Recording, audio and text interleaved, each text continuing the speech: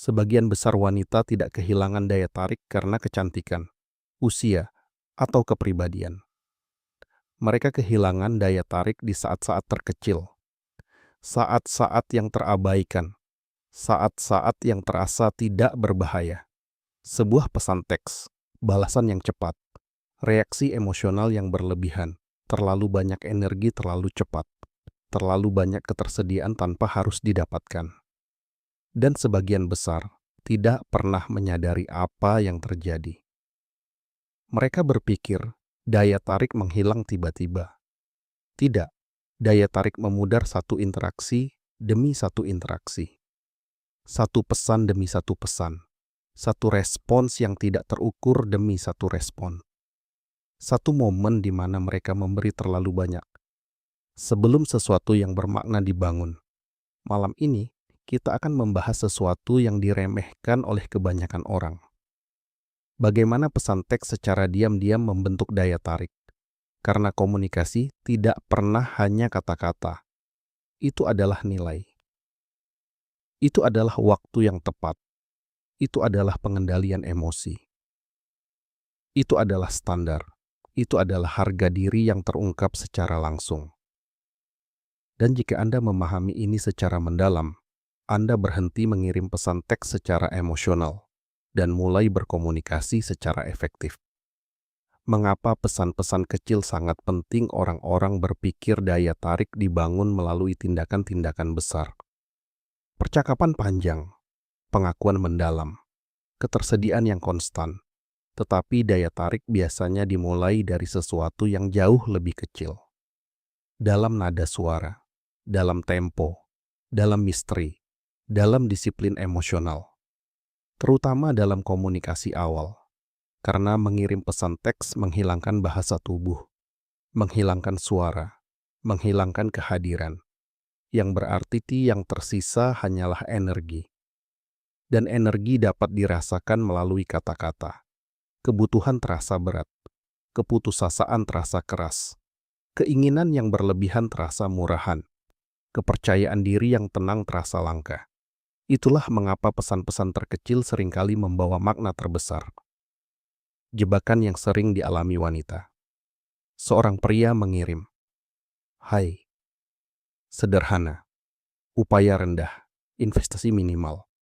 Tetapi banyak wanita memperlakukannya sebagai peluang.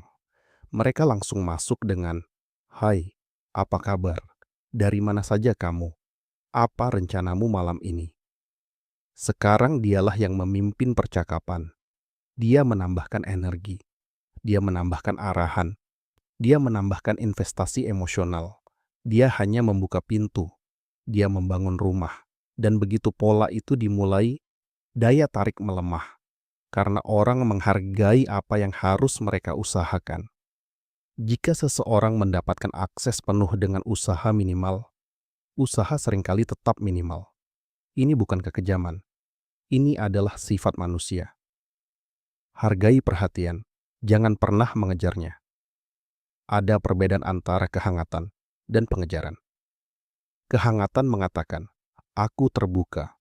Pengejaran mengatakan, "Aku membutuhkan interaksi ini." Yang satu menciptakan daya tarik.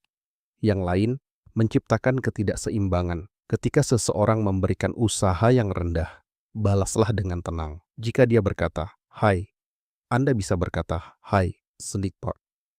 Itu sudah cukup, menyenangkan, positif. Tapi jangan berlebihan. Lalu berhenti sejenak.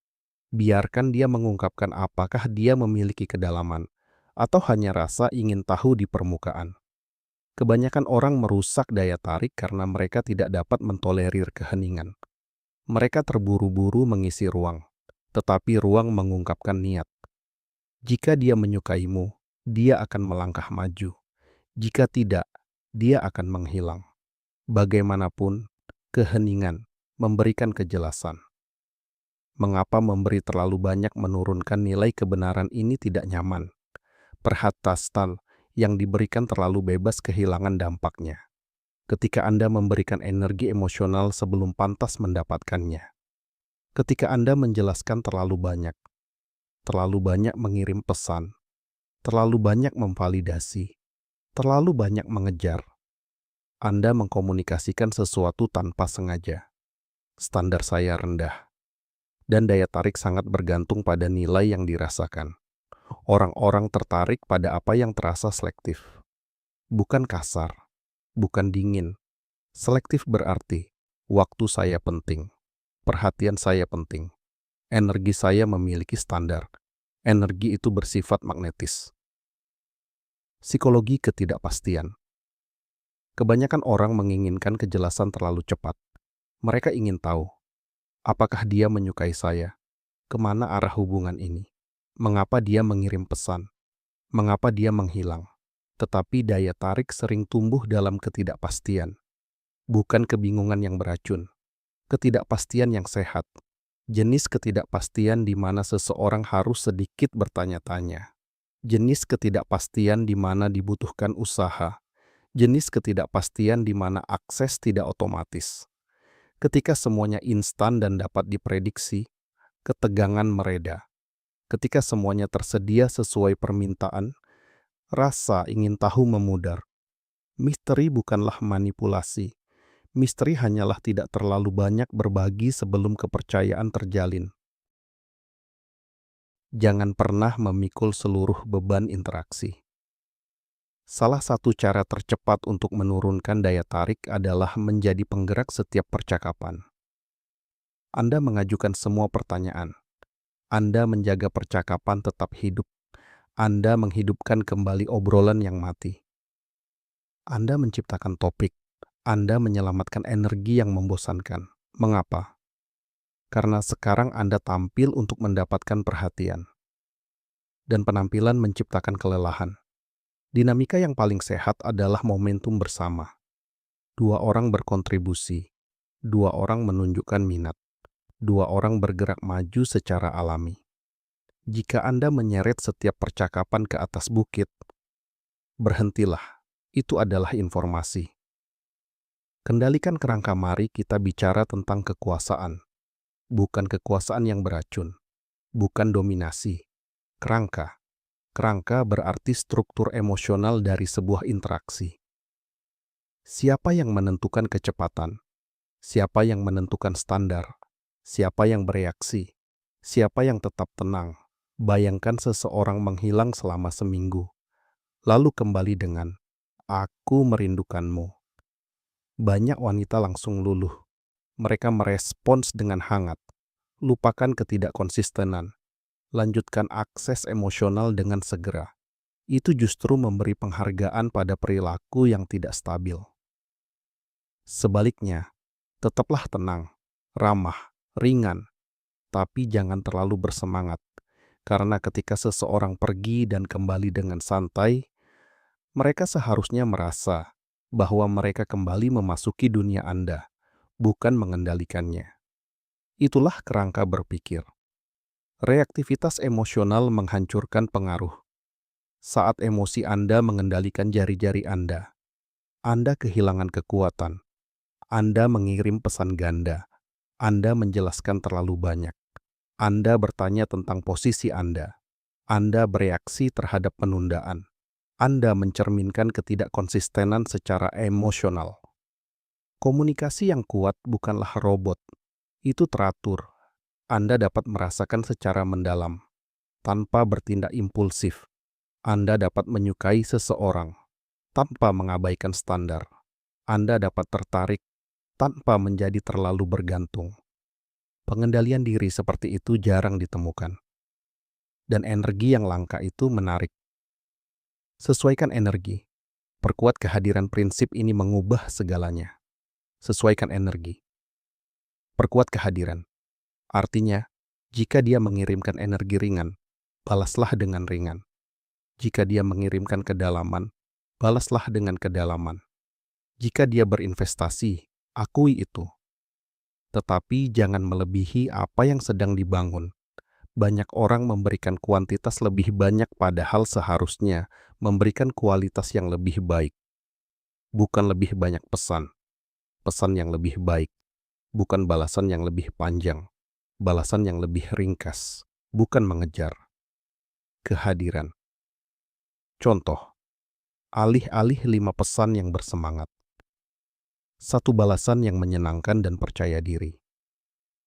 Itu terasa lebih kuat. Karena pengendalian diri seringkali mengkomunikasikan nilai lebih daripada kuantitas. Mengapa keheningan adalah data? Kebanyakan orang takut akan keheningan. Tidak ada balasan selama berjam-jam. Tidak ada kelanjutan. Tidak ada usaha. Dan seketika mereka mengalami spiral. Tetapi keheningan itu bermanfaat. Keheningan menunjukkan prioritas. Keheningan menunjukkan tingkat minat. Keheningan menunjukkan konsistensi. Keheningan menunjukkan kematangan emosional. Jika Anda mengirim satu pesan yang jelas dan menerima energi yang lemah berulang kali, itu bukan kebingungan. Itu adalah informasi. Orang yang percaya diri menerima kenyataan sejak dini. Orang yang tidak aman terus bernegosiasi dengannya. Berhenti berusaha disukai. Banyak wanita mengirim pesan untuk disukai. Mereka menjadi mudah, lucu, tersedia, terlalu pengertian, selalu responsif. Tetapi daya tarik tidak diperoleh melalui penghapusan diri. Jika Anda berubah bentuk untuk mendapatkan persetujuan, orang mungkin menyukai Anda, tetapi tidak menghormati Anda secara mendalam. Jalan yang lebih kuat adalah otentisitas dengan standar. Menyenangkan, tetapi tidak putus asa. Baik, tetapi tidak terlalu murah hati. Tertarik, tetapi tidak mengejar. Ketika Anda berhenti mencoba memenangkan semua orang, Anda menjadi lebih menarik bagi orang yang tepat.